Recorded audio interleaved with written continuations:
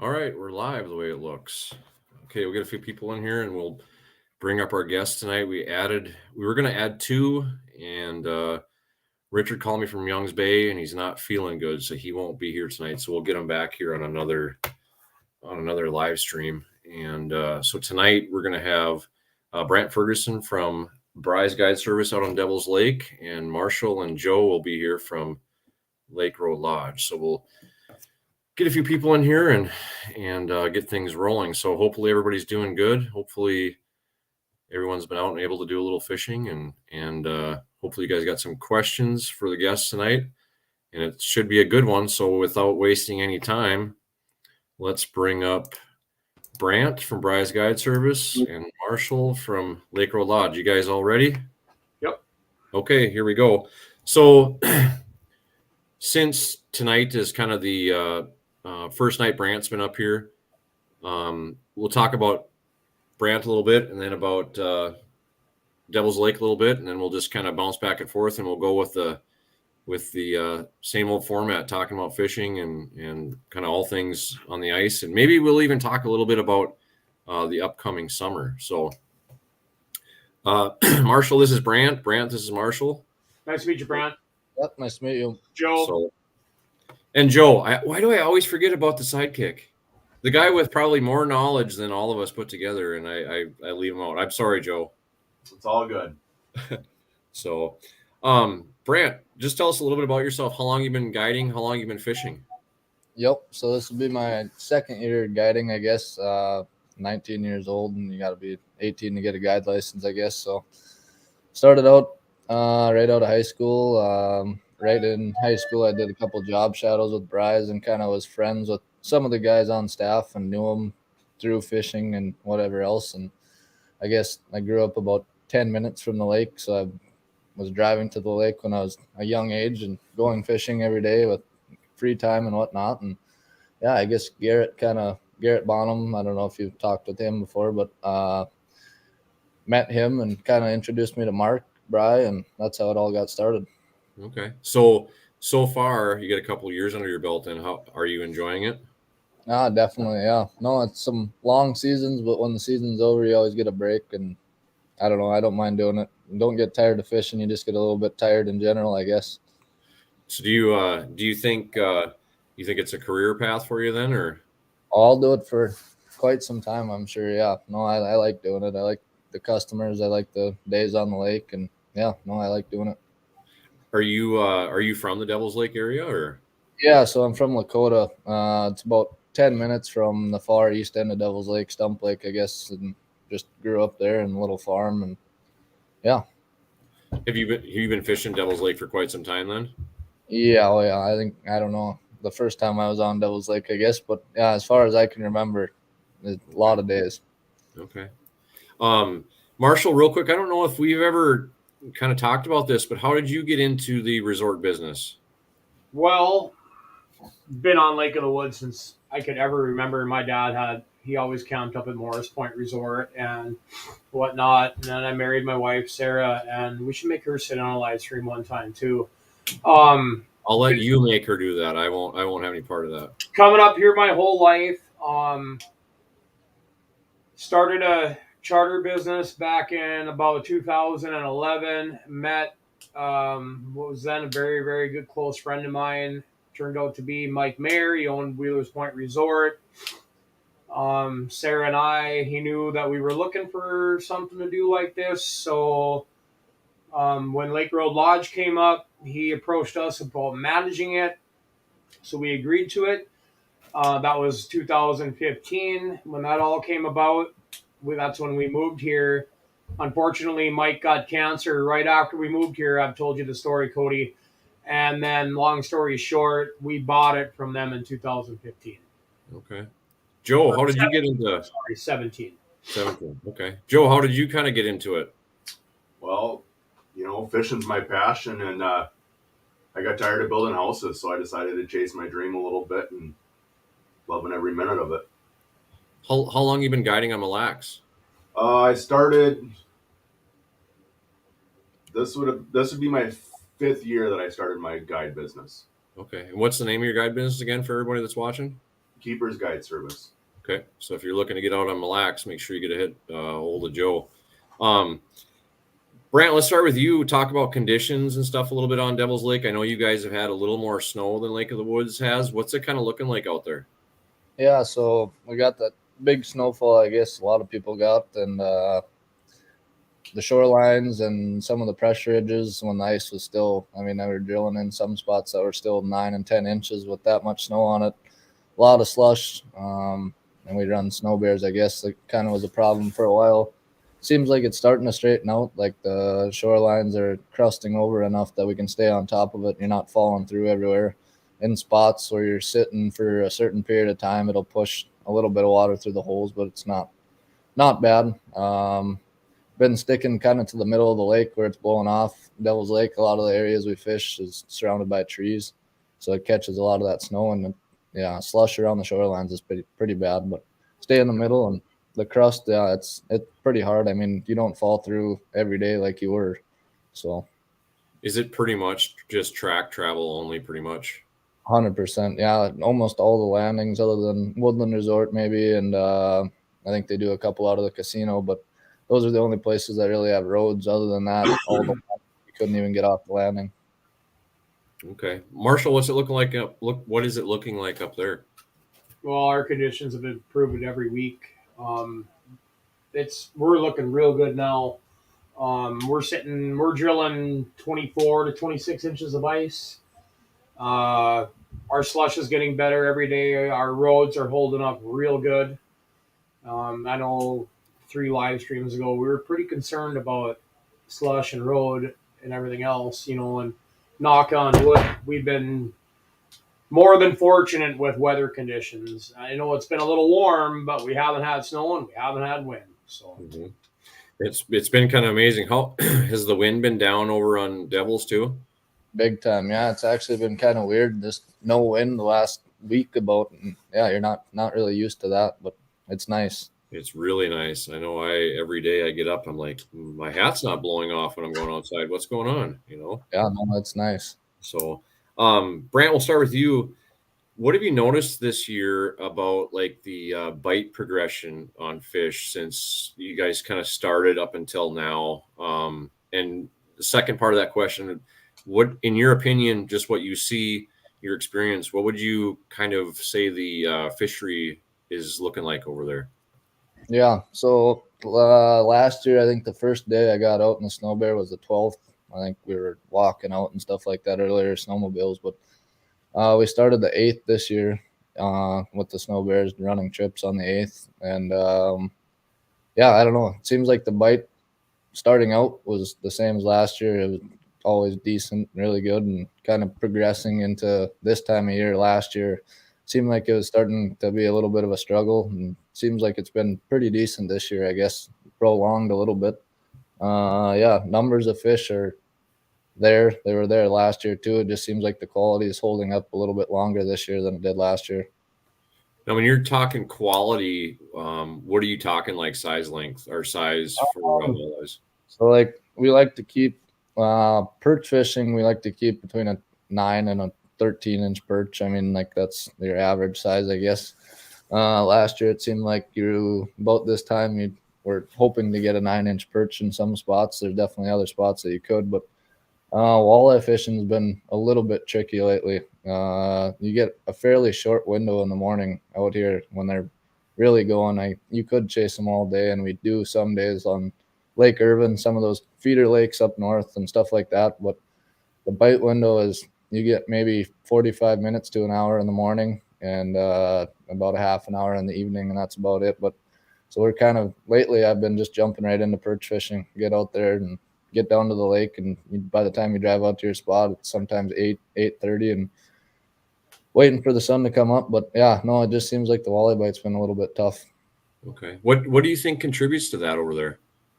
Yeah, I don't know. Seems like earlier this year, some of the spots that we fished last year, you just didn't really see the numbers, I guess, that we did, prior. And last year, it seemed like you could catch them all year, just the size went away after, I don't know, the start of January. You catch a lot of dinks, and I don't know. This year it seems like it started off not that great, and the northern feeder lakes are still pretty decent. That's where we've been primarily walleye fishing.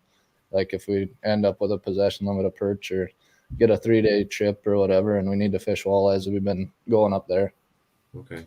So is perch kind of your main thing then, or?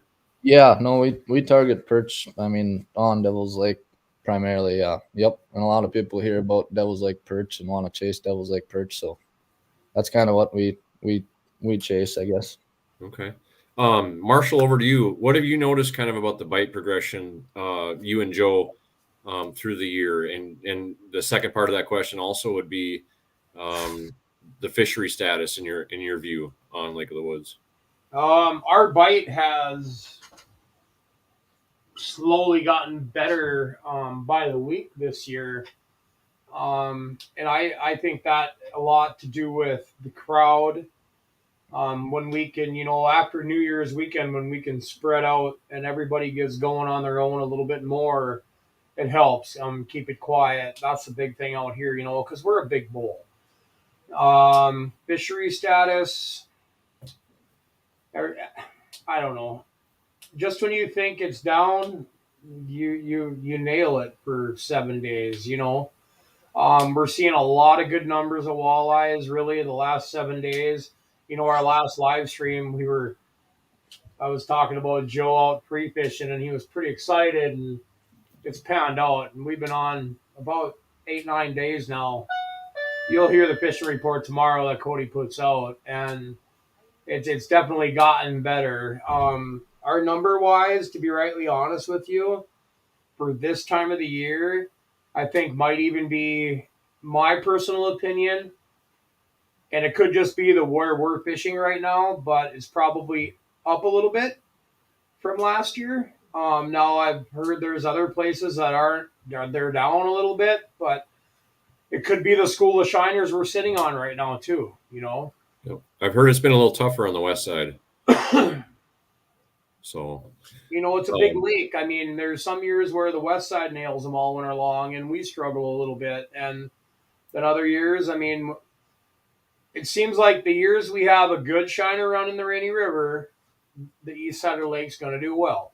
If we don't have that shiner run, it seems like, okay, the west side has a better year. Mm-hmm. Okay. Moving into the next question, we'll start with you, Marshall. What, in your opinion and in your experience, how does the weather like this year, it's been a lot warmer, how does it affect the bite in your view up there? Well, I always say this. See, I like 3 good days of stable or the same weather. It doesn't need to be stable weather. It could be 3 days. 3 days of wind, 3 days of cold, 3 days of warm. I don't like roller coasters, and I think Brandt would probably agree with that too. And we've been on quite a few days, knock on wood again, of stable weather, and our fishing has shown it. Okay. Brandt, how would you answer that question? Yeah, if I could just pretty much repeat everything Marshall said. Yeah, like if you can get that steady period, I don't care what it is, as long as it's steady. Everybody asks is high pressure, low pressure, windy days, non-windy days. I'd say usually the way I look at it, it doesn't affect everything all that much, whether it's up or down or whatever, but it just has to be steady. Do you is your water is pretty stained out on Devil's Lake too, isn't it? Yeah, yep. Okay. A lot of algae in the water and stuff like that. Okay. What one question that I didn't have written down, what's your main forage base out there that you are aware of? Freshwater shrimp. Okay. Little shrimp. Yeah, they're everywhere. There'll be sometimes you drill a hole and you'll get hundreds of them that come pouring out, It's perch definitely chase around shrimp. And that's what I was just gonna say. That's the main perch sport. Walleyes will feed on them too, won't they? Yep. Oh yeah. Yep.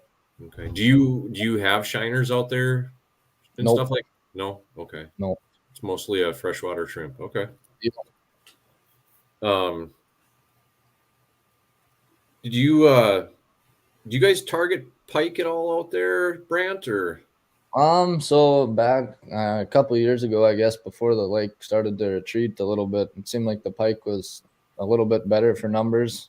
It seems like you used to catch them. I mean, you'd catch 5-6 a day in the summer on accident, just trolling spinners or whatever you were doing. And now it's I maybe caught 5 to 10 all summer. I mean, on accident over 100 days or whatever I did. It's not crazy. In the spring casting, I think we'll catch the most of them. But yeah, on the main lake, it's not crazy numbers of pike. Okay. Now I would imagine those pike are feeding on perch. I would imagine. Yep. Yeah, perch and then little white bass. A lot of times you'll see in their stomachs. Okay. How has it been for business wise out there on Devil's Lake? Have you guys been pretty busy? Yeah, very busy. Last year I think I did 97 days straight, and we started the 12th, I guess. So we had Christmas off, and we did days before that. So it's very busy. I haven't had a day off since Christmas. So, Okay. and I don't think I'm planning on one until around March 22nd. So, Marshall, that same question for you. How's business been up there? Good. We got 58 days left. Yep. Tomorrow will be 57. No, it's been good. It's been busy. You know, the houses are full every weekend. We usually have some availability mixed in midweeks. I think in the February here we might have a little bit of weekend availability left, but it's been good. It's been busy. It's been steady. Better than it was this summer. Yeah, with the high water. Were you guys affected by the high water at all, Brandt, out there? yeah. So the lake rose about 4 feet, I guess, this spring was what it came up, and it's kind of receded a little bit. I think it was down 1.5 feet, maybe 2 feet over the summer. Okay. I did not hear about this one, Marshall. Did you hear about that? A 33-inch walleye in your long point?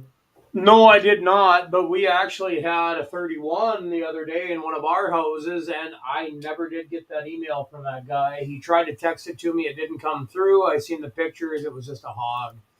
Huh. When we're talking about size, a question for you, Brandt. What's an average size walleye out there that you're catching?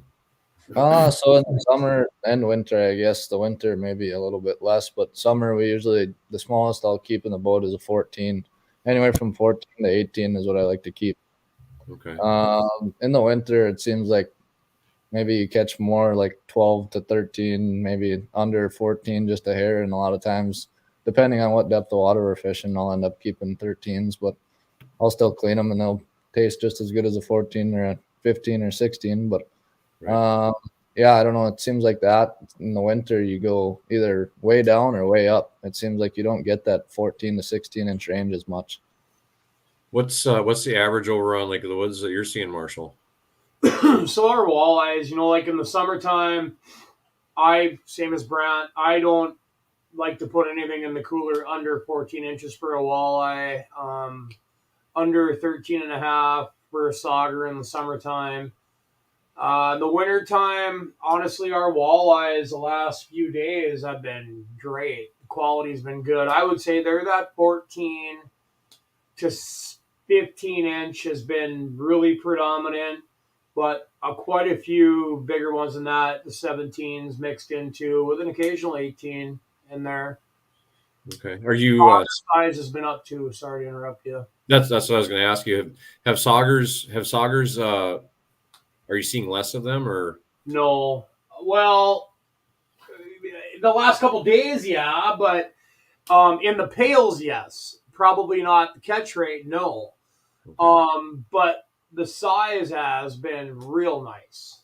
Okay. The last few days. I mean, where you go from seeing 13 pail stretchers, we call them, to nice 14 and 15-inch saugers. You don't run into saugers over on Devil's Lake, do you, Brandt? Nope, none. Okay.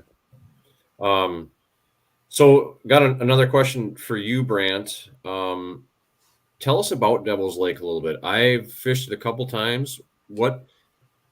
What's kind of the makeup of the lake? Like, do you have a lot of structure? Is it mostly mud? Is it sand? Is it gravel? Just kind of like, what are you kind of looking for when you're going out walleye fishing? Yeah. So so a lot of structure in the lake. That's the first thing. Road beds to rock piles to timber to humps and whatever. I mean, there's stuff everywhere, but yeah, so walleye fishing more so we're going to fish a lot of the shallower stuff. I mean, we have stock dams to road beds to whatever, you're fishing brake lines and just all kinds of stuff in the summer. I guess I'm talking more about summer with walleyes because we don't fish walleyes all that much in the winter on the main lake, I guess. But yeah, so we'll fish a lot of those road beds and jig and wrap on the bridges, the rocks out from the bridges and stuff like that. Old shorelines, there's footings of old buildings, there's driveways, there's everything and a lot of structure you can just kind of troll along. A lot of times I'll pull spinners and bottom bouncers over it. Okay. And then I'd say winter, I guess perch fishing more so structure wise, you're going to fish a lot of brush piles and bowls and just structure like sloughs and stuff like that. I guess that used to be land, I guess that's now covered in water. The old shoreline is about 24 feet deep. So we use a aerial imaging picture from 1990, and that's kind of what we use for our structure all the time. Okay. Start there, and you'll kind of slowly make your way out. Like we're in kind of a transition period, I guess, so to say, right now. Sliding out, starting to fish more contours and flats out from structure. Like we'll fish that structure early. I'll pick an area outside of that high probability area on a contour or on the way to the basin that might hold fish on their way or kind of while they're on their way out, I guess, to the mud. Do you see a migration in perch throughout the winter? So I don't know about, you can't really call it a migration, but yeah, they'll move. So the oxygen level in the water obviously gets worse and worse throughout the winter, and they start up in that shallow water. Well, it starts to get worse out there, so they got to push out deeper, and which is the kind of the transition we're in right now. I think like sliding out. I've found in the last week fish in shallower water. We've fished 25 all the way out to 45 feet of water in the last week. So it's they're starting to make their way out. I think the mud isn't really completely there yet, but it'll slowly get better. Mm-hmm. Marshall, do you think that walleyes kind of do that same thing on Lake of the Woods, or do you kind of think, what do you think? Lake of the Woods is a lot different than Devil's Lake as far as I'm concerned. I fished Devil's Lake a few times many years ago when I lived in the Red River Valley. Lake of the Woods is more of a bowl. You see them, yeah, it does and it doesn't. The biggest thing about Lake of the Woods is the reason we keep moving out is fresh ice and quiet. And it seems like if you can have that fresh ice and you can have that quiet, chances are you're going to find a few fish that come around. Mm-hmm. Has the perch catch rate increased at all? We've had some big perch the last week. It's not Devil's Lake by any means, but when we catch fish here, they're 12, they're 13-inch perch. But there might only be one or two or three in a pail a day. But we've seen actually quite a few the last week. Any crappies showing up? One here and there. Okay. Yep. That was one thing I forgot to ask you, Brad. Do you run into crappies on Devil's Lake at all?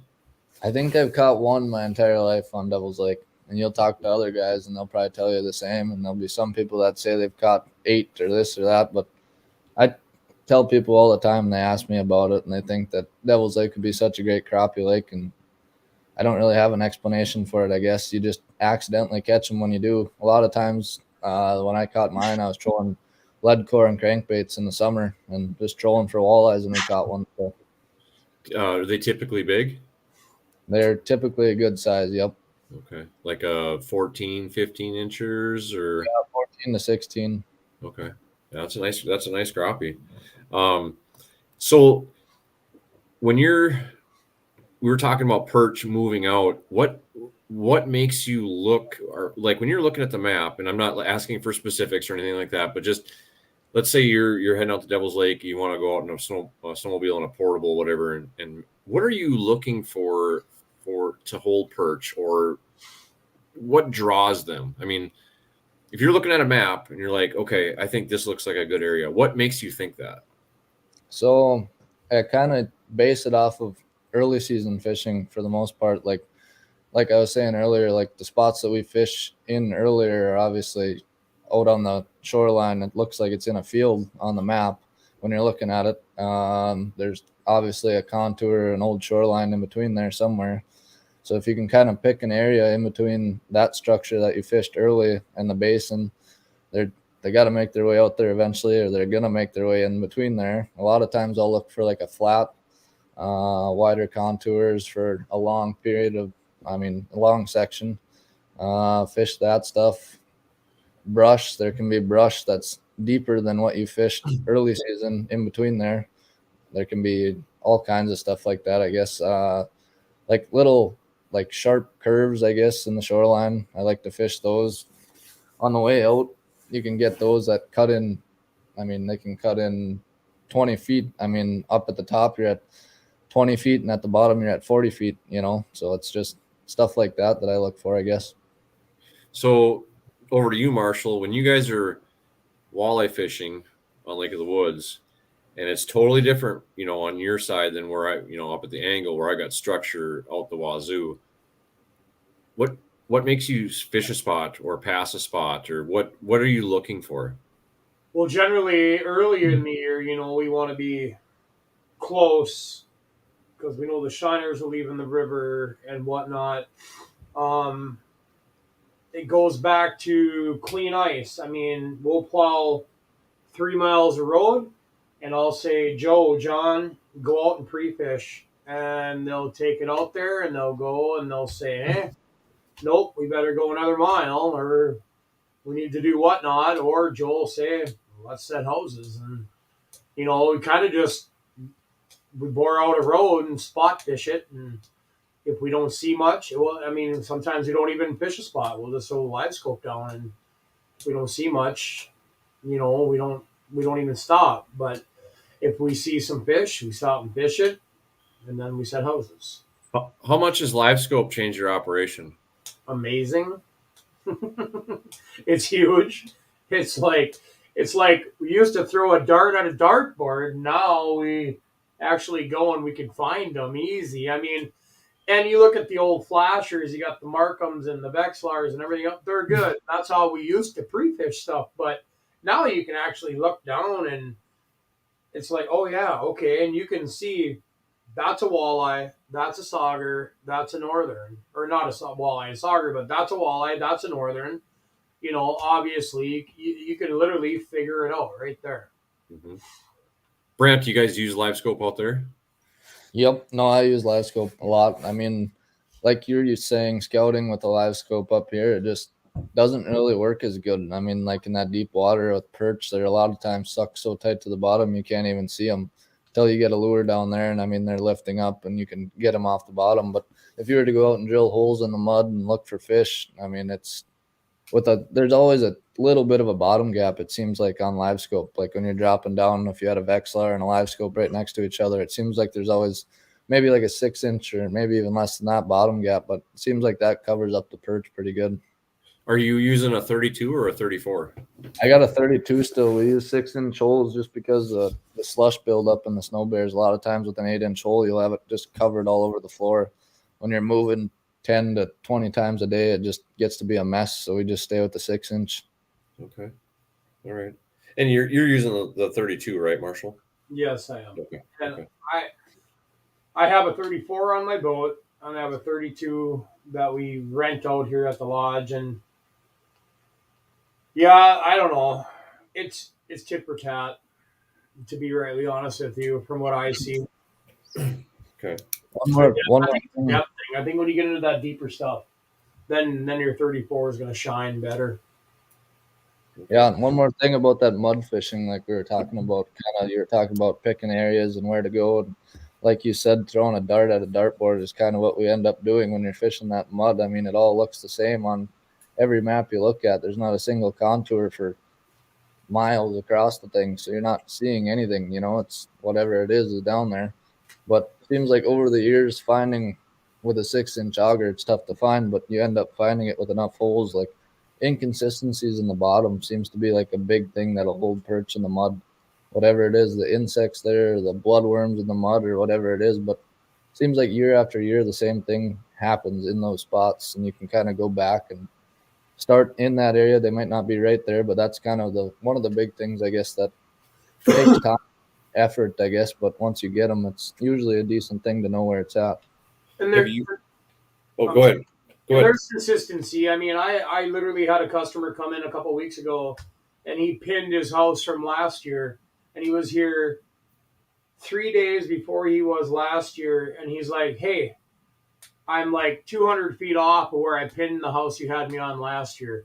So it's consistency. It's what you weren't last year and the year before that and whatnot. I mean, that's more, you do that more so than, I mean, a lot of things, and most of the time that pays off.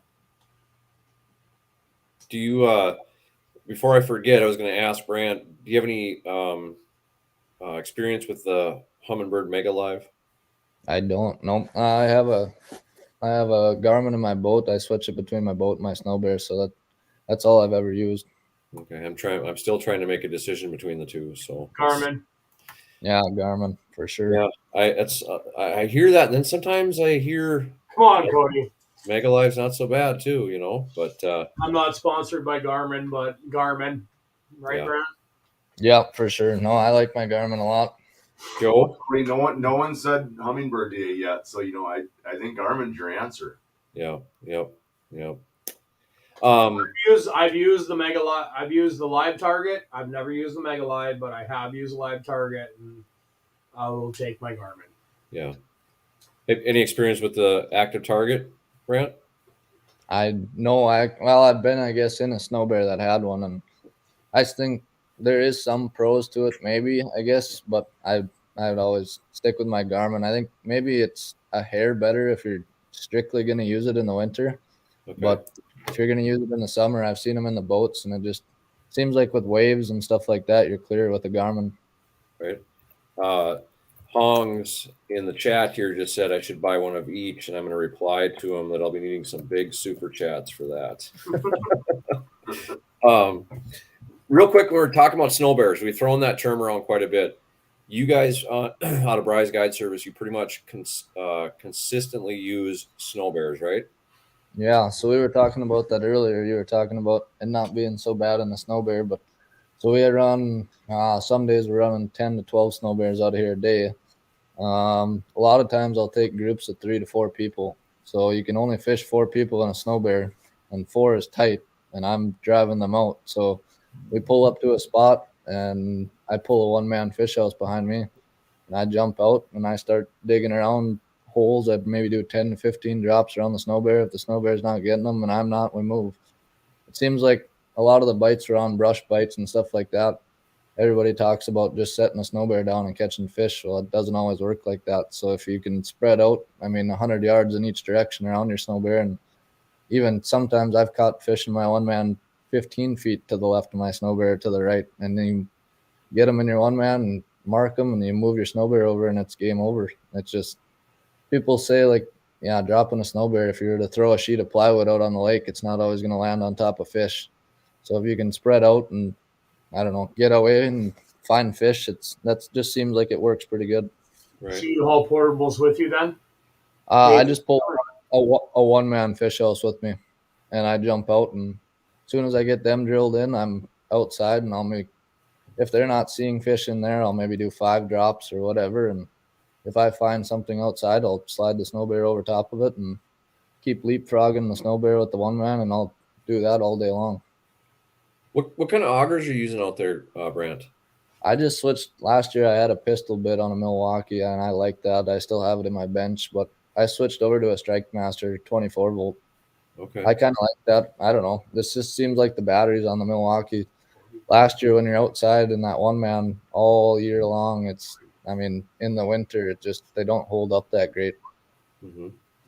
What are you using up there, Marshall? We use a Strike Master 40s. Okay. We drill a lot of holes. Obviously Brandt's drilling a lot of holes too, but I wouldn't do anything less than my 40s. And we've had good luck with them. They last. The only issues I've had with them was operator error, I should say.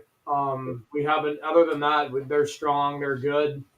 For just a daily fisherman consumer use, I don't think you could ever wreck one. Okay. Brian, I'll get to your question in just a second. I got one more question for you, Brandt, about snow bears. There's 61 people in this live chat. I would say maybe 10 to 15 of them are at some point in time have thought about looking at a snow bear. What are some pros and cons that guys should be aware of if they're thinking about going for a snow bear for personal fishing use? Yeah. I don't know. Maintenance, I guess, depends on the year. Like last year, our whole staff, I don't think we had any transmissions go. I don't think we had any drive shafts go. I don't think we had really any of that. I mean, problems like that. But this year, I think we've done 3 transmissions. I snapped a drive shaft. I got frozen in a slush pocket just sitting. Took off. We always break them loose in low or reverse before we take off, and put it in low and trying to break it loose, and it just snapped right there. Just stuff like that when it's not exactly the right conditions for it. It's tough on the tracks. Shocks, those snap quite a bit. Stuff like that, but it's usually little stuff you can pretty much fix by yourself, I guess. Go what ahead. was Sorry. Go ahead. No, the maneuverability, I guess, while staying inside, if you're going to be by yourself and you're not really actively always chasing fish, maybe you're just out for fun or this or that. Yeah, it's definitely a very, very comfortable way to fish. Clients enjoy it. They sit there, and we have 2 TVs, one in the front, one in the back, and the live scope's on there, and it's nice. Because Marshall, you've kind of been thinking about getting one, haven't Thinking you? about it, that's why I have a question. So do you thaw them out every night? You run it in a heated shop? You have to. If you didn't thaw it out every night, I mean, so there's crossbars in the tracks that run from the front to the back. And when you're going up and down all day and that thing gets caked full of slush, those bars bend fairly easy. So if you're not, I mean, like if I ran out the other morning, I think I dropped in a slush pocket. This was over a week ago, but I dropped in a good foot and I got there, and the back step had slush on it. I mean, the tracks were just caked, but before you put it down that first time, if you don't clear it out, it's going to be solid ice. And then all day, you might only get it halfway down after that. It's just a mess. But if you clear it out, take the time with a screwdriver or a hammer or whatever and get it out of there, it's not too bad. Okay. How old are the snow bears that you're running? I think the oldest one on staff we have is maybe a 2013. I have an 18, I guess. A lot of 18s that's kind of the year everybody got, but I think that might be the newest ones we have on staff is 18s. Okay, so you get some use out of them then. Oh yeah, big time. Okay. They don't. I mean, the shells of them don't really change all that much throughout the years. Okay. Yeah, it looks like they are pretty similar from year to year. I've looked at them quite extensively, but Yeah. last thing about the snow bear. Oh, go ahead, Marshall. I got a question. Motors. So they've put a few different motors in them because I'm interested in possibly looking at adding one. Yep. So what motors are better than others? The Hyundai motor is, I think, what everybody on our staff has a Hyundai motor, and that's, I think, what everybody I've talked to ever said is the better one. I think they only put the Briggs and Stratton one in for a little while, and I don't think it really worked out for them. Okay. How many horsepower are they? Do you know? I don't even know. It's just a little 3-cylinder Hyundai. Okay. Everybody asks me how fast they can go. I tell them 20 miles an hour, but you don't want to go 20 miles an hour. We're usually going about 12 to 15 when we're out on the ice. I mean, max 15. And it's this year, especially like those drifts after the warm days and whatever get hard, you don't want to drive that fast. Right. But you're not going to get stuck unless you're in a slush pocket. That's about the only time you're going to get stuck with one. How are they good for how good are they for like maneuverability inside if you're fishing with, let's say, two guys in addition to you? How are they set up? Do you like the setup of them? Is it easy to? Yeah, so you can set them up however you want. You can do a chair in the back and a chair in the front and then a bench in the middle, just a short bench, or you can do a whole bench on one side and just one captain's chair. You can do whatever you want. I have mine set up as a captain's chair, and then the whole passenger side is a bench. So then the middle guy, then there's another chair on my side that he fishes, and then the back guy sits on the bench. So I like the way that's set up. I keep an extra propane tank and some tip-ups and just extra auger, stuff like that in the bench. So I kind of like having a bigger bench. Okay. Got a question from Brian. It says kind of a two-part question. What do you look? We'll ask you first, Brant. What do you look for when looking for new fishing locations on a lake? And when you're on a structure, where do you like to set up on that structure? So brush piles is, I said it quite a bit, but like that's primarily what I like to fish. Like this last week, I think I fished brush piles almost all week, different brush piles, but there's just so many of them. That whole shoreline, I mean, you think 24 feet of water underwater now, but it was completely lined with trees. So that's the trees are still under there. And I like to set up a lot of times, like this morning, I think I set up right on the edge of it with the snow bear, just kind of like you pick a little spot where it cuts back or cuts in. I set up on the edge of it, and then with my one man, I started jumping around in it and outside on the other side of it, and just kind of zigzagged in and out of it. Seems like depends on the day. They can be on the edge of it, they can be right in the middle of it, they can be anywhere, I guess, and it changes day to day. Do you notice? Well, we'll get into that a little bit here in just a minute. Now you're talking perch mostly, right? Yep. Okay, so if you're walleye fishing, let's say like in the summer, what are you kind of looking for? A lot of the stuff we fish, well, I guess mud, like shallower mud, we'll fish in the summer quite a bit too. That's another thing that's just kind of more so, I'd say, on the west side of the lake. You'll see a lot more of that. That's kind of the newer section of the lake. There isn't really a basin there. That's like an old slough, basically, is what the rest of the lake used to be. But the west side is a lot of mud and a lot of road beds and rocks and points, I guess. There's all kinds of stuff over there. But that mud, I mean, midsummer, a lot of times I'll fish that mud for weeks, and it's a lot of times you'll find fish in that. Okay. Marshall, what? How would you answer that one? In the summertime, if I'm fishing structure, I want to be on the last rock that meets the mud. That's where I like it. Wintertime, kind of the same deal. I guess I don't fish a lot of structure in the winter. We're more mud deal in the winter, but definitely if I'm fishing structure, I like that. I like that last rock mud transition line. Yeah, the edge is usually what I fish too. I like the edge. Okay. Van and Soul's got a question. It says, I do not have a Vexilar or any type of electronic. This is my first year ice fishing. What unit do you recommend I go with and why? Marshall, you go first. If you're just starting out, and you want to, if you're budget minded and whatnot, an FL20 honestly is going to get you into everything you really need to do. You don't need to go anything more than 20 to get going on it. It's going to do what you need to do, and it's budget minded. And honestly, for a starter package, I think that's what you should go with. Okay. Brant? Yeah, I was gonna say either an 18 or a 20. I mean, that's we fished with them for years and years and years and did just fine. You still could use one to this day, and you'd be just fine. Are you guys Joe? What's your answer to that one? I keep forgetting Joe. What's up? What's going on?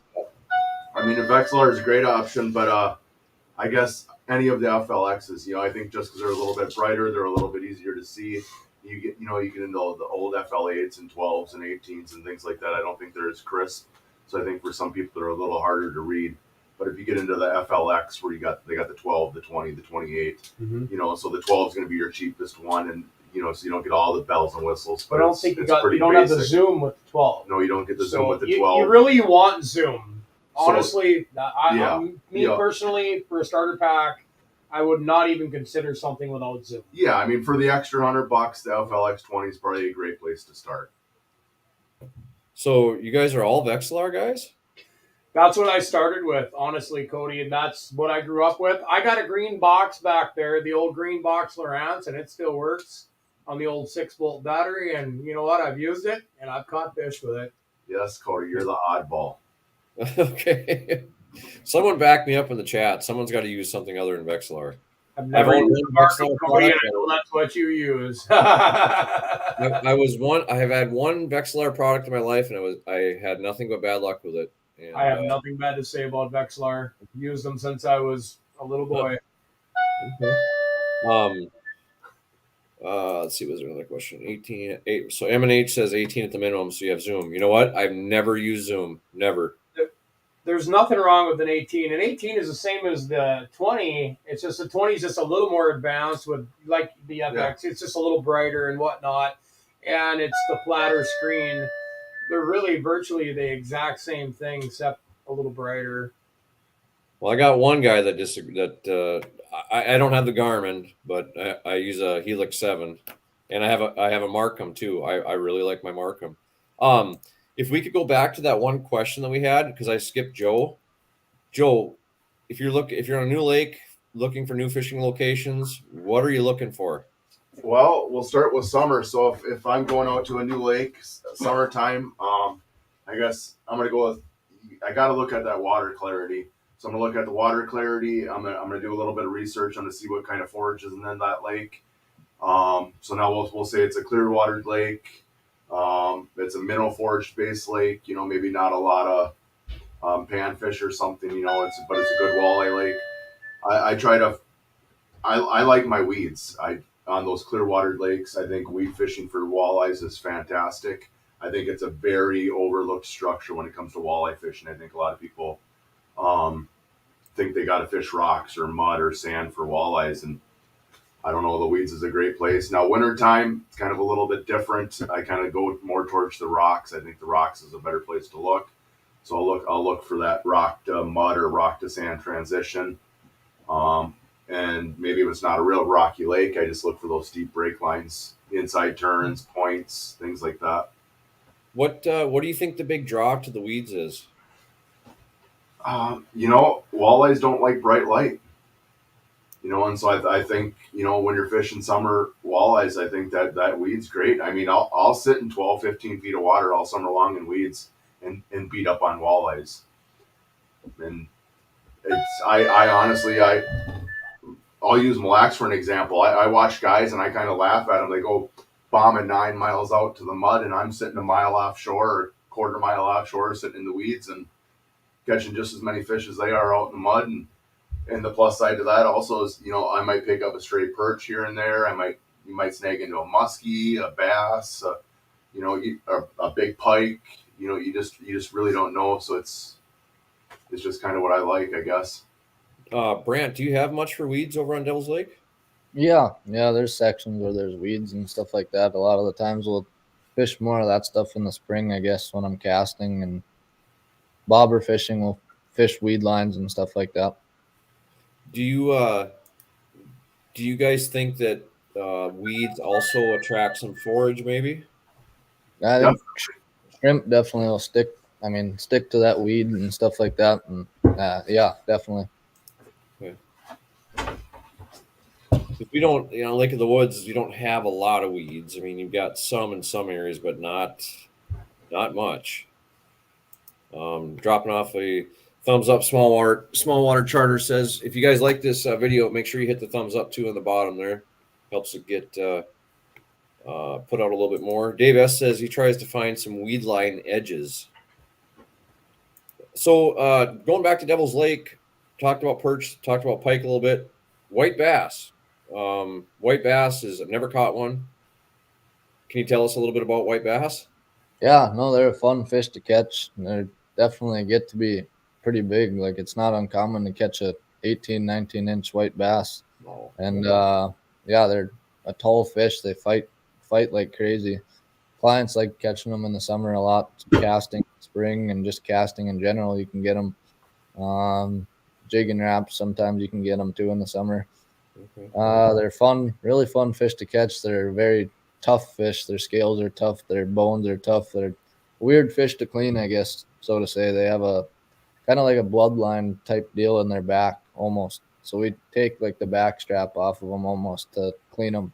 If you clean that red meat, that's why everybody thinks they taste so bad. They eat that red meat and it's not good. So I'll just cut them normally like I do like a walleye and just flip it over. And instead of cutting the rib cage out of the meat, I'll cut the meat out of the rib cage. I'll just go off the back of the rib cage and straight to the back of the fish. You'll end up with a decent strip of meat, and it won't be that fishy, terrible taste with the red meat in it. Okay. Do you Do you target white bass a lot, or?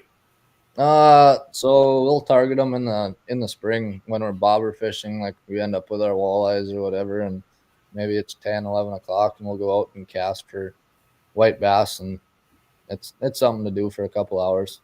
Clients like doing it. They fight like hell, so it's fun. Right.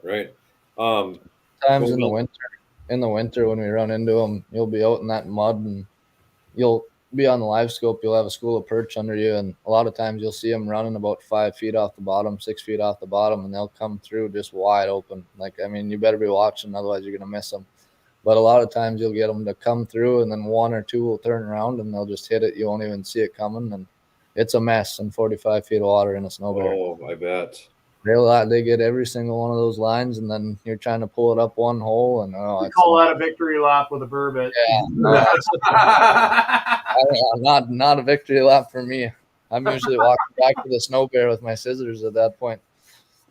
But yeah, no, the clients like catching them. They're not a bad fish to eat. I mean, you can catch numbers of them, 20. So Okay. Real quick, Brandt, spearing. What's going on in spearing out there? Do you know? Got any info on spearing? So we actually used to do spearing right through Bryce. We actually sub it out to a different guy now, just because we focus more with the snow bear stuff. Is that long nectar? Yeah, Corey. Yep. Okay. And he does all of our spearing, I guess. I think he fishes some smaller lakes around, and I think he does a little bit maybe on some of the smaller bays out west. But yeah, I think I overheard him talking to Mark the other day, and it sounds like it's been decent. Okay, good. I Like they were actually just haven't. a couple walleyes strolling through, and they ended up spearing those. That's kind of a controversial deal that happened recently, I guess. But Yep. Tell us what your opinion is on that. yeah, I don't know if you want to. If you don't want to, you don't have to. But no, I think it's definitely interesting. I don't know. You wouldn't think like where we're spearing usually on Devil's Lake that you'd see walleyes, but a lot of times you will catch the one or the two that come through. And I don't know. I think they maybe speared like a 24 and a 20 or something like that. And I don't think it's going to kill. In North Dakota? I think it's just Devil's Lake and Skakawea, or just Devil's Lake. But they just started that this year. So I don't know what to think about it, I guess, but I don't really think it's going to hurt the numbers all that much. I just don't think you're going to see that many walleyes while you're pike spearing. Right. Yep.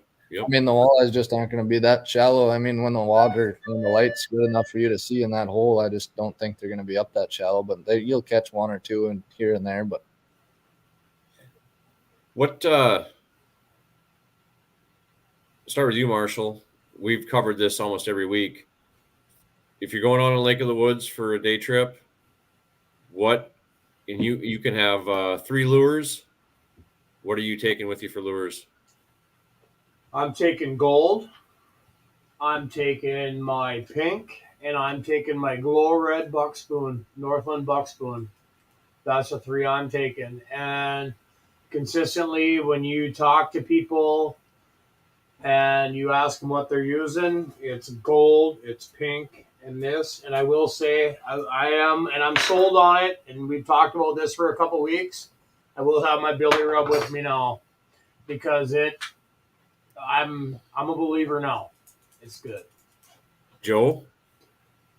Pink buckshot, white glow demon eye with a pink stripe, and then my Billy Rub. Okay. Brandt, if you're on Devil's Lake, you got 3 lures to take with you for a day. What are they going to be? Well, we've been using a lot of pencil weights and rat finkies, just a little tiny hook, and usually a white glow is my favorite for that, I guess. I'd probably take a pink buckshot and a gold tungsten. I guess if I had to pick walleye lures, I've been using a lot of PK spoons too. Okay. As far as bait, you basically said spikes and waxworms. I like spikes; they stay on a little bit better between red and white. What? I don't. I've never had any experience with that. Try it. Okay. You got freshwater shrimp out there? They Yep. make freshwater shrimp one. Yeah, I will say too, I was not a quote unquote gimmick fisherman. I wasn't a snake oil guy either. But I like it. Joe got me into it. I will say that. and you guys got freshwater shrimp, Brant, Yep. get a freshwater shrimp one and try it. Yeah, I'd try it. Because I want to have Joe. I don't mean to interrupt, but our question of the week is from people that have come in here is how do we put it on our jig? Okay. So Joe's got a bottle of it and he's got a jig. Do you mind if he shows you how? Yeah, he puts it on the absolutely. jig? Let me give you the whole. Let's see if I can give you the whole screen here. If I'm smart enough to figure this out, I don't think I am. Let me try this. If I screw something up, I'll bring you right back. There you are. Go ahead.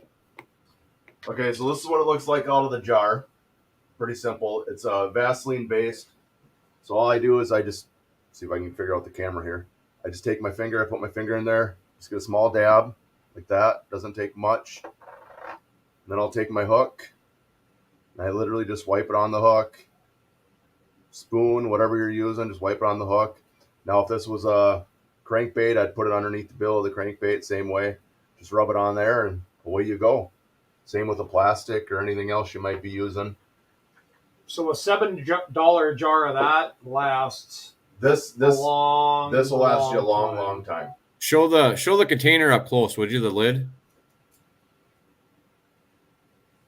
Okay. Wow, I did it without wrecking the live stream. Awesome. You've not heard of it, huh, Brandt? No, well, I guess I've heard of it, but I've never really tried it. I will say, Trust me and try it. Yep, where I fish in Ontario, I can't use bait because I can't bring it from the U.S. So I'm using plastics and plastic minnow heads, Northland Impulse, whatever, and really, and I can't say that it's completely billy rub, but I can say that it has made a difference. I've literally had customers come in last week and saying they're like, we just for giggles we just tried a bare hook with it, and he's like, we caught a fish with it. Now, I'm not going to say you're going to catch 100 fish on a bare hook with it, but he's like, yeah, we just, for giggles, we tried it on a bare hook, and we caught a fish with it. Yeah, I tried something a little different this year, so I started using this billy rub with, he makes a small panfish plastic. It's called the Tin Man. And so I started using that as in replace of a minnow head. So now I'm putting that Tin Man on my buckshot or whatever, a tungsten jig. And then it's already a scented plastic. So all of his plastics are protein infused. And then I just add a little bit of the billy rub on top of that to that plastic, give it a little bit more kick. And you really do see that difference. Mark Trimble says, I've tried billy rub this year, but I didn't see a change, but the fishing was very, very slow. I just noticed, just for example, on Monday was the last day I was fishing. In the morning, if you saw a walleye come off the bottom, he was biting. And by afternoon, they were just ultra slow. They'd chase, go down. So I use a Q-tip because I don't want to get it all over get it all over my rods and all really, that. Cody, come on. Jesus. I am. I'm good as lip balm, man. I'm a sissy. You can call me sissy. But I put a bunch on the plastic and then I rubbed it all over the spoon too. And I was starting to get fish to bite where I wasn't prior. So because I wanted to really kind of test it, you know what I'm saying? And I think it does make a difference. I honestly do. So I was gonna save the billy rub tangent for the end, but we got to there a little bit quicker. What do you use for what if you're going to go on Devil's Lake walleye fishing in the winter or perch? What's your rod and reel combo in line? So I use just Fenwick, just medium heavy with a Pfluger President reel, and I use anywhere you could use an 8-pound or a 10-pound. I mean, I use Power Pro. You can use whatever you want. Some people use Suffolk, some people use whatever, but yeah, I use that, and that's about all I use for that. Are you using any kind of like fluorocarbon leader or anything? I don't know. The stained water, I just haven't really noticed it even really makes a difference. If we're going to be up on Irvin or somewhere like that where your chances of getting a pike are fairly high, I'll put on a fluoro leader. Okay. I seen Marshall and Joe fist bumping each other and rubbing each other's back down there. What's that all about? we love our Fenwick rods and our President reels. That's we Can't love beat them. them. Yep. Brandt, have you ever heard of Piscifun? Yeah, I have. Tom Boley uses them a lot. That's the only reason I've ever seen them, I guess. But Have you ever had any experience with one or tried one? I have never tried one. No. Okay, all right. MH, no, it cannot take any bait of any sort across the border anymore. It's kind of made things a little difficult. That's why I'm trying all this snake oil stuff, and some of it's actually working. What's your number one if you're walleye fishing in the summer? What's your number one bait or lure? I should say. Mine. Yeah. I like a gold spinner, like a hammered gold or a silver spinner. Usually a crawler harness. A lot of times we'll use single hook just because it's easier to get them off. But Do you jig much? we do a little bit, I guess, earlier in the year and maybe under the bridges and stuff like that. But usually I just use a 2-ounce bottom bouncer the whole time, and we'll use that. I mean, pretty much all season I'll use a 2-ounce bottom bouncer and a spinner. What's your favorite way to catch walleyes in the summer? I don't know. I like trolling crankbaits. A lot of people think it's boring, but I kind of like it just because you can, depending on your clients that day or depending on whatever, it's more so reliant on where you are than the client's ability to catch fish sometimes. So I kind of, some days that's what's needed, I guess. But no, it's fun. I think you get a better quality of fish with a bigger crankbait. A lot of times I use Salmo Hornets and okay. Yeah. Marshall, what's your and Joe's favorite way to catch walleyes in the summer? My favorite way to catch a fish on the summertime here is give me a jig. Love it. You know, when that slows down, we put the crawler harnesses on. Last year was a little bit of an anomaly. It seemed like we could jig, and catch fish, which that isn't always like that. Drifting spinners, trolling spinners, whatever. I don't pull cranks. I don't pull cranks at all, actually. The only thing I'll pull a crank for is like a smallie late in the year, but I don't do it. It's not my preference way to fishing. Not saying it's a bad way to fish, but I just don't do it. I probably 75% of my fishing is jigging. Okay. A question just popped into my mind for each one of you guys, and if you don't want to answer, you don't have to. But Joe, I want to start with you. What's your worst guide trip ever? What's the worst experience you've had guiding somebody? Well, I put up a 0. I mean, I guess, and I guess that's got to be my worst experience over any clients I had in a boat was putting up a 0. That was the hardest thing. That was the hardest day for anything in my life, even going back to construction days, that I ever had to deal with. And they were fine with it, but it was gut wrenching. What was the reason, do you think? Weather or it was weather, and I knew it going into the day, and I told them at the boat landing it was a walleye trip, and I said, I think it's going to be a very tough day walleye fishing. If it's tough, do you want to switch gears? And they said, no, we'll battle it out. And we battled it out. We were on a big lake. It was super windy. It was hard to stay on any structure. It was hard to fill those bites. And we put it together. Nothing seemed to work. We threw everything at them, and we just couldn't find anything that would get them to go. And so we just battled for 6 hours and went back with our heads down. But we had fun. I mean, we just didn't put any fish in the boat. Right. Marshall?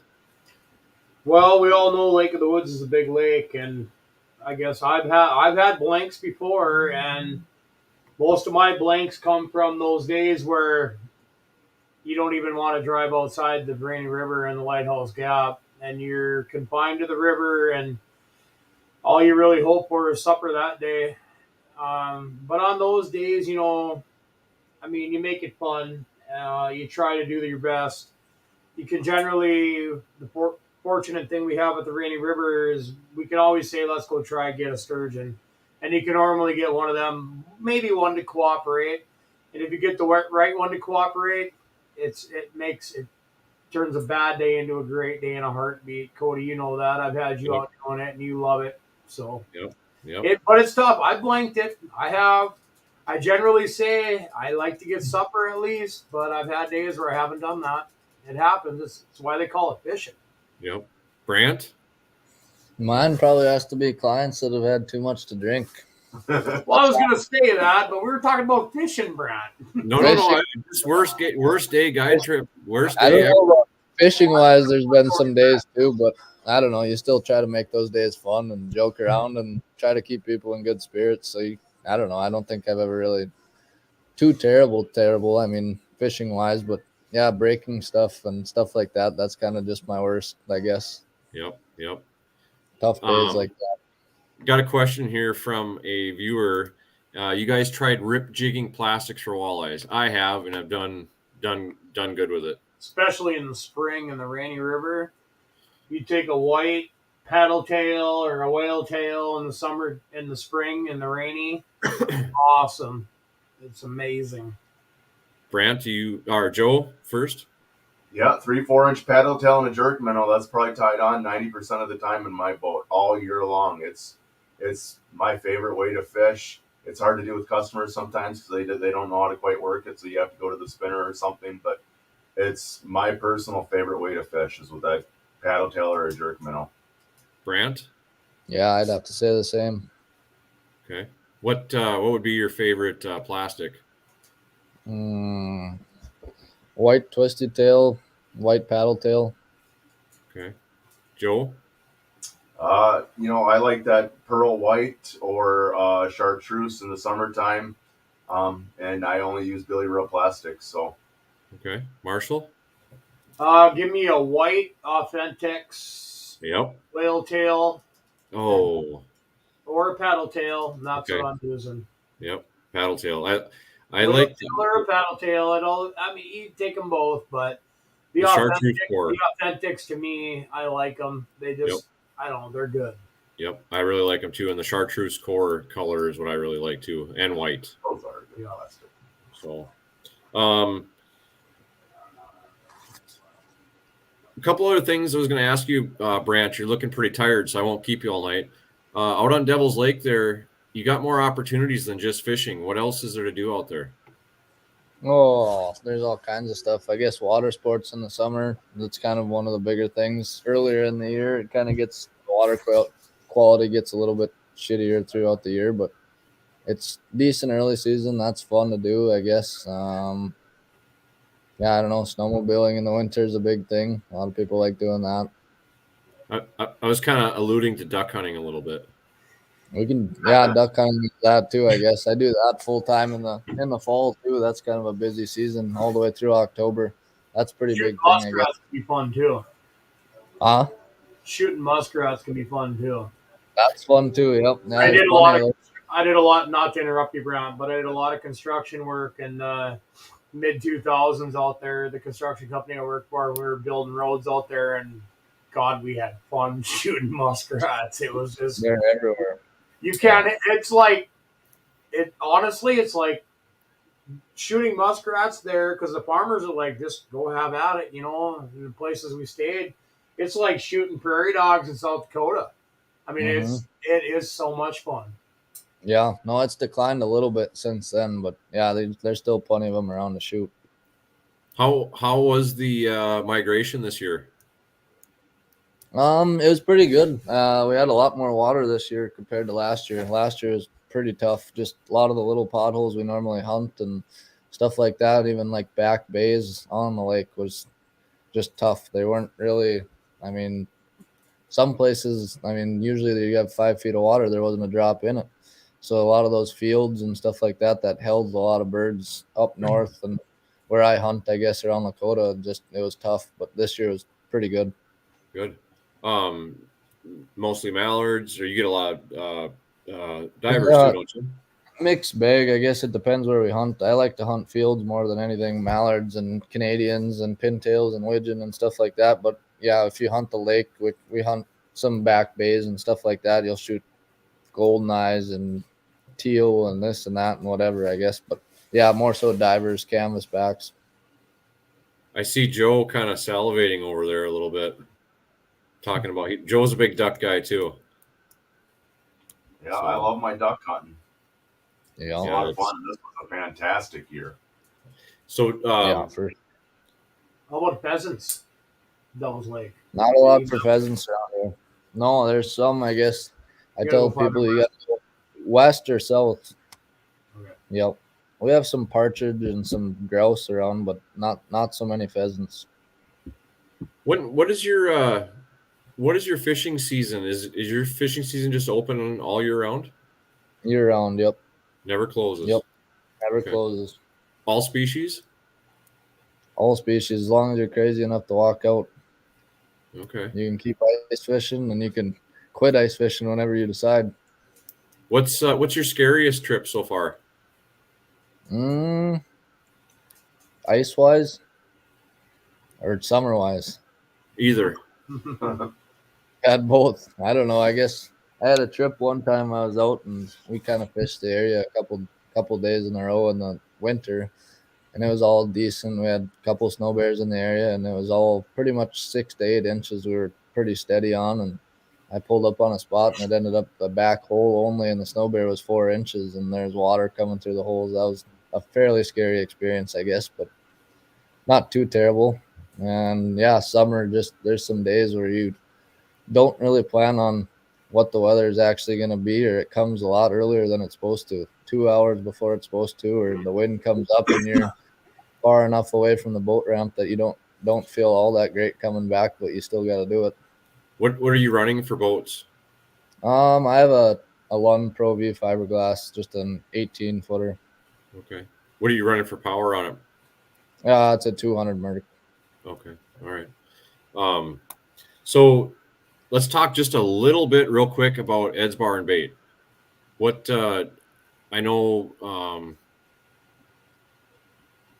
the one thing when I was out there in September and did some bridge fishing, and with a friend of mine that comes out there all the time. He's like, "You got to check out this fish cleaning shack." Can you tell me about the fish cleaning shack a little bit? No, it's a really nice fish cleaning shack. Grinders, 2 different tables, 2 grinders. It's really nice. I mean, I've been in there trying to clean fish, and it's pretty tough to fill up. I mean, you got 4 stations at each table. I don't think I've ever been able to not clean fish in there, whether it was too busy. It's really nice. Okay. And I've personally not been into Ed's Bar and Bait. It was pretty full when I was in there, and I was kind of in a hurry. Can you give us just a little mental tour of Ed's Bar and Bait? Yeah, so the north side, the north door, I guess, is all the bait shop side. They switch it out seasonally and have a lot of the stuff that we use. Obviously, it's part owned by some of the guides on our staff, so they kind of know what to put on the shelf and what not to put on the shelf. And I don't know, they give you good advice. Some of the guides that we actually work with, one of them is the manager there, so he kind of knows what's going on the lake if you call and ask, and they kind of give you information, I guess. And then through the door on the south side, that's the bar side of it. Okay. Good selection of tackle and stuff in there too? Yeah, for sure. No, yeah, winter and summer, I buy a lot of stuff there. They definitely have a pretty decent selection. Electronics? Yeah, not so much electronics, I guess, but just augers. They have plenty of augers. They have some electronics. I think they have some 30s left and some stuff like that. But okay, all right. So right before I let you go, because I know you're tired, you had a long day today. Tell Mr. Hollywood over there. Sell the folks. You want my phone for one day? Huh? You want my phone for one day, Cody? Nope, because I have mine. It's enough for me. Sell Devil's Lake to me in your own words. Why should someone come fishing with you guys, and especially with you guys at Bry's Guide Service? Why should someone come out there? Yeah, I don't know. Year round, it seems like there's always a pretty decent opportunity to catch fish. Bry's Guide Service, the snow bear experience is kind of unique to us. There's some other companies that started doing it as well, I guess. But if you want to fish out of a snow bear, and we jump around and stay on active fish, try to stay on active fish throughout the day. And yeah, I know we're going to try, that's for sure. How about lodging and stuff? You still got the walleye rehab? Yep. Same place. We got the different units, and yeah, they're really nice. Okay. Do you know? Are you guys pretty full, or do you have some availability? Or Right now I think two of them are full. I don't know about the rest of them. I guess if who's coming in or whatnot. I usually find out the day before what my trip is for the next day, so I okay. don't really know. So do we need to convince Mark to give you a day off, or That's all right. I'll make it. I'll okay? get plenty of days off in the spring. Okay. Cool. Well, you are obviously welcome to stay up here as long as you are, and you're able to tap out whenever you want to tap out. So you just let Oh, us know. I don't care. Okay. I'm gonna let you guys kind of run the show a little bit and talk about fishing a little bit, and I'm gonna let you guys kind of duke it out a little bit about which body of water is better. I've fished Devil's Lake, and I don't have anything bad to say about Devil's Lake. It's been many years since I have fished there. I don't know if I can duke it out with Brandt on Devil's Lake. I mean, I, I don't know. Have you been to Lake of Different the type Woods, of fishing. Different type of fishing, that's for sure. I don't know if you can really I mean, you can compare it in ways, but yeah, it's definitely a different Brandt? Two fishery. different bodies of water. Right. You know, I did a lot of fishing there back in the mid 2000s when I was working over there. I worked for a contractor. We were building roads, and I did a lot of fishing over there. It was a blast. Loved it. You know, me personally, my roots are in Minnesota, so I'm gonna level back to Lake of the Woods, and I think Cody will agree. Except I love my lake, you know, and I have everybody thinks, you know, oh, you call it the walleye capital of the world and whatnot, you know, and this and that, and then you get your naysayers that say it's Erie, it's Erie, it's Erie. You know what? I go to Erie every year in the spring, and it's a blast, and it's a big walleye factory. It really is, and there's nothing wrong with it. But Lake of the Woods, we got big walleyes. Yep. Yeah. what No, I don't know. I like my perch. That's definitely one part of it. I like perch fishing. We chase perch all day long every day. So that's the that's another. question I completely forgot to ask you, Brant. What's your personal best walleye and perch? 31 and 3/4 is my biggest walleye, and perch. I don't even know. I think the biggest one I measured was probably 3 or 4 years ago, and it was like 14 and 3/4 or something like that. I just can't even imagine that. Have, I was in the snow bear with a guy last year, and they caught a 15. It was I pretty had big. I had the opportunity, Brant, to have supper with the head of your tourism bureau, and her name blanks me right now. We were down at the St. Paul Ice Show. Very nice gal, and we kind of had the same conversation because I was sitting with Joe Henry, the head of our tourism bureau, and we kind of had the same conversation about the lake and whatnot. And she does good for you guys. She promoted you guys very well. Yeah, yeah, no, for sure. what's your I know I've asked Marshall this question a million times. There's some questions now that are coming up to me that I forgot. What's your dream fishing trip? I've never been to Erie. I want to go to Erie. You gotta go. It's fun. I've never really fished anywhere else but Devil's Lake every day. If you want to go to Erie, you want to go to Reef Stalker Charters. Eric will take care of you. Trust me. And he honestly, Cody, he'd be one to get in on this sometime. Be really. You're freezing up, Marshall. All right, are you there? Yep, we lost you there for a second. Say again. Okay. No, if you want to go to Erie, Brant, you talk to Eric at Reef Stalker Charters in Port Clinton.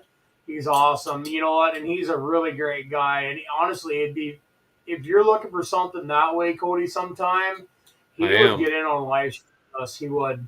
I know he would. That's one of the things I want to talk to you about when we sit down and talk. That's one thing I want to talk to you about. Yep, and I got to touch base with them because we have, we got a group of 10 going out there, and I got 2 charter boats rented here for spring. And when I touch base with him here, I'll maybe give him a call next week and see if he'd be willing. I know he would sit in on a live stream. He's a good guy. Okay.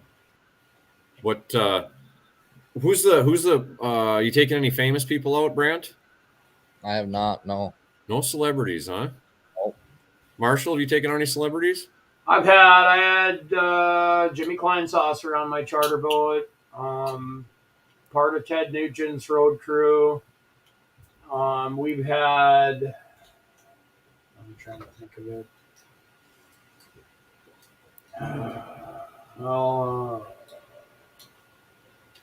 Mickey Gilly's road crew, and then most of us are too old to remember Mickey Gilly, but I don't know who Mickey Gilly is. I've had his road crew here staying with us before, so yeah, couple people, but it's Joe. you know what? All those guys were just down to earth guys that just Yep. wanted to fish, and they're some of the funnest trips I've ever had, honestly.